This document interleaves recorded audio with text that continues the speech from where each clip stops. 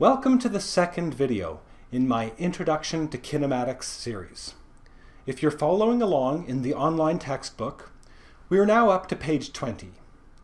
Today, we'll finish up Chapter 1, starting with Section 1.3 on accuracy, precision, and significant figures.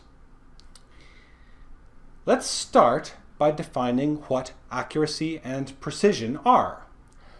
Accuracy is how close a measurement is to the correct value for that measurement. Precision is how close repeated measurements of the same thing are to each other when repeated under the same conditions. Precision is often specified by how many decimal places you report in the measurement. To demonstrate the idea behind accuracy versus precision, imagine you have a GPS system which attempts to locate a restaurant, which we know is at the center of these red circles. The black dots represent each attempt of the GPS to pinpoint the location of the restaurant. The dots in this upper figure are spread out quite far apart from one another, indicating low precision, but on average, their range is fairly evenly spread around the actual location of the restaurant, indicating high accuracy.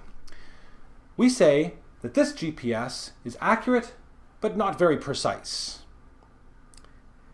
In this lower figure, the dots are concentrated rather closely to one another, indicating this GPS has high precision. Unfortunately, all of the dots are rather far from the actual location of the restaurant, indicating low accuracy. We say that this GPS is precise, but it's not very accurate.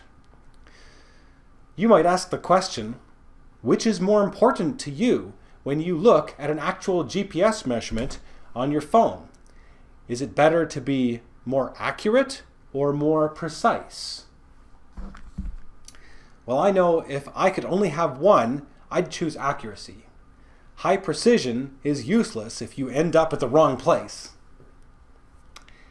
Another example is to think of pie.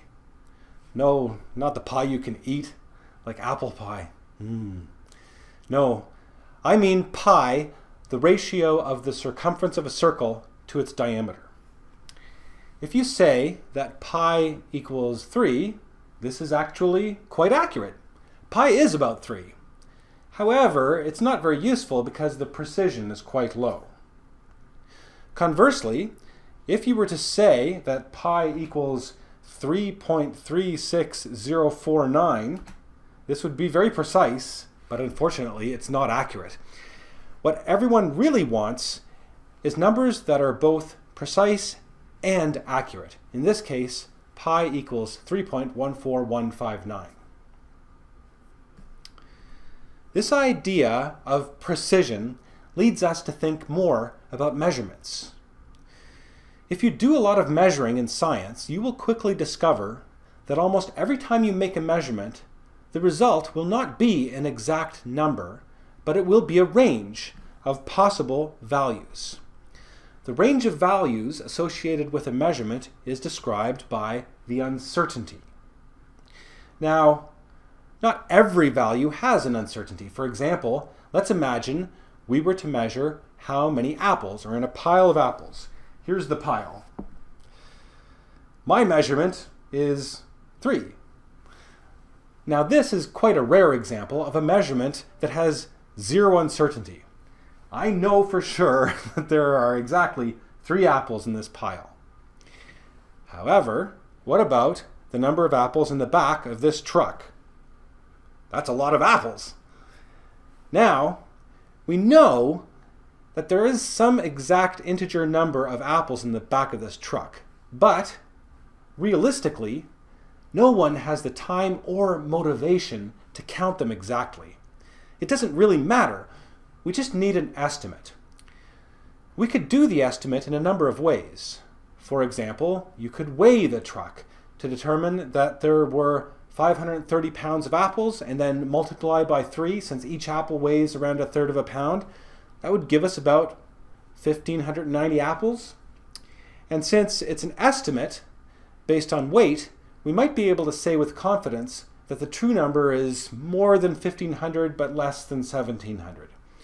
In science, we would represent this by 1,600 plus or minus 100 apples. 1,600 is called the value, and 100 is called the uncertainty. By using a numerical uncertainty in this way, you eliminate the need to report vague measurements with vague terms like approximately or that little curvy equals sign. Uncertainties give a quantitative way of stating your confidence level in your measurement. The lower the uncertainty, the more confident you are that you're in a little range. Now, all of this uncertainty is based on a statistical concept called the normal distribution. And it turns out that when a scientist says the answer is 1,600 plus or minus 100, she means she is 68% confident that the actual number is between 1,500 and 1,700.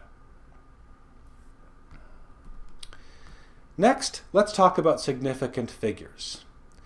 In science, we usually assume that all the numbers we read about are accurate, and the precision is indicated by the number of significant figures the author wrote down. So, if you report a length as 6.2 meters, you might not even know it, but you're actually implying that the true value is between 6.15 meters and 6.25 meters and has been rounded to 6.2 meters. We say that the number 6.2 has two significant figures, the 6 and the 2. If you had a more precise measurement, you would give more significant figures. The appropriate number of significant figures is determined by what kind of data you've actually got. Zeros. So one of the trickiest things about significant figures is trying to figure out what to do about the zeros. A zero in a number is sometimes significant, sometimes not significant, and sometimes it's hard to tell. Example, neither of the zeros in 0.053 are significant because they are only placekeepers that locate the decimal point. On the other hand, the zeros in 10.053 are not placekeepers. These ones are significant. And to make things even worse, the zeros in 1300 may or may not be significant depending on what the person was thinking when they wrote down the number. So things can get a little confusing here, but we'll try to do lots of examples to get you used to it. And a basic rule of thumb is that zeros are significant except when they only serve as placekeepers. So, let's look together at all of these numbers in this list, and we'll count together how many significant figures each number has, paying particular attention to the zeros. We'll start with 3.5. 3 and 5 are both significant, so the number of significant figures is 2. Okay, 0.620. So this first zero is a placekeeper. It's not significant. The 6 and the 2 are significant, and when a zero is to the right of the decimal place, and it's to the right of significant figures, then it is also significant. So that's the third one. That's 3 significant figures. 52,000. We know that the 5 and the 2 are significant, so it's at least 2. What we don't know is about the rest of these zeros. And in my opinion, you should err on the side of caution and just assume that these are placekeepers. After all, if you didn't put them there, you would just have the number 52. So I think that there's just 2 significant figures in 52,000. However, if you were to say 52,001, all of a sudden you know that since the 1 is significant and the 5-2 is significant, any zeros that are bound by non-zero numbers on both sides are also significant. So this now has 5 significant figures. And also, if you put 52,000.0, well, you know this 0 to the right of the decimal place is significant. So these zeros in the middle now are bounded by significant figures on both sides, so they're all significant. This now is a number with 6 significant figures. This number, 5.200 times 10 to the 4, is written in scientific notation.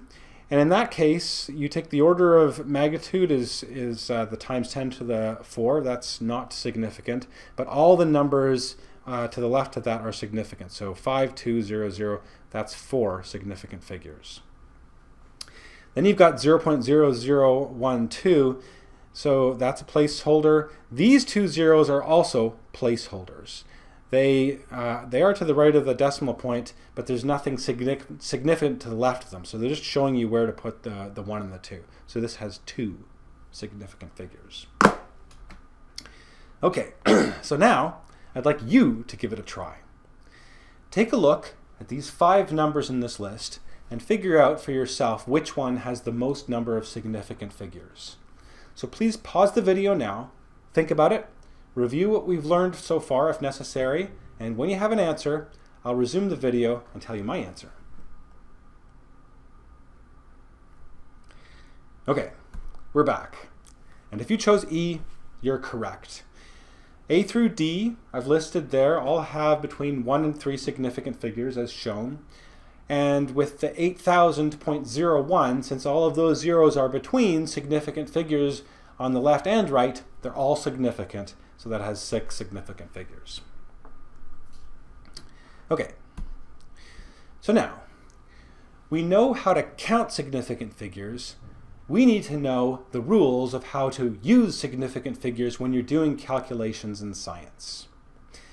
The basic idea is that when you're doing a calculation, the number of significant figures you express in the final answer shouldn't be greater than the number of significant figures in the least precise measured value that you used. The input number with the least precision is sometimes called the weakest link. The weakest link in your input determines the maximum precision you should specify in your output. Specifically, there's going to be 2 different rules, one for multiplication and division, and the other for addition and subtraction. Let's go through them. The first rule, and the one that comes up most often, is the rule for multiplication and division. The result should have the same number of significant figures as the quantity having the least significant figures entering into the calculation. Example. Let's say the radius of a circle is known to 2 significant figures, r equals 1.2 meters. The area of the circle is computed as a equals pi r squared, which is 3.1415927 times 1.2 meters squared, which equals 4.5238934 meters squared. That's the number that shows up on my calculator, but should I report 4.5238934 as my final answer? No, don't do it, because if you do, your reader might assume that you are confident about the precision of your answer to that level. In this case, because the radius was only given to 2 significant figures, 1.2, it limits the calculated quantity to have only 2 significant figures as well. So your final answer should be written as a equals 4.5 meters squared, even though you may have used a value of pi that was good to at least 8 significant figures. The second rule applies to addition and subtraction. In this case, the answer should be rounded to the same tenths place as the input number, which was rounded to the highest tenths place. Example. Suppose that you add 3 masses, 7.56 kilograms plus 6.052 kilograms plus 13.7 kilograms. When I do this on my calculator, I get 27.312 kilograms. But since the least precise measurement, 13.7 kilograms, is expressed to the tenths decimal place, our answer should also be rounded off to the tenths decimal place. So the final answer should be expressed as 27.3 kilograms. Next, you give it a try. Imagine you're a little further ahead in this course and you're working on a problem in which a cart begins at rest and accelerates down a ramp with acceleration a equals 0.518 meters per second squared. You've been asked that after a time of 3.2 seconds, how far has it traveled? You know this equation, d equals 1/2 at squared, and you do your calculation, which correctly gives the result of 2.65216 on your calculator. But how should you best report this answer to the correct number of significant figures? Please pause the video now, think about this, maybe review what we've learned so far, and when you have an answer, resume the video and I'll tell you my answer. Okay, we're back, and if you chose E, you're correct again. The issue here is that the 3.2 seconds has only two significant figures. This is the weakest link in our input. So that means that you've got to round your final answer to two significant figures. But how exactly do you do that? Well, it's 2.65 something, and for me, 5s always round up.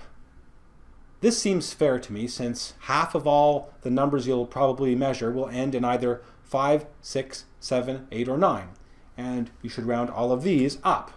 The other half of all the numbers you measure will probably end in either 0, 1, 2, 3, or 4, and you should round all of these numbers down.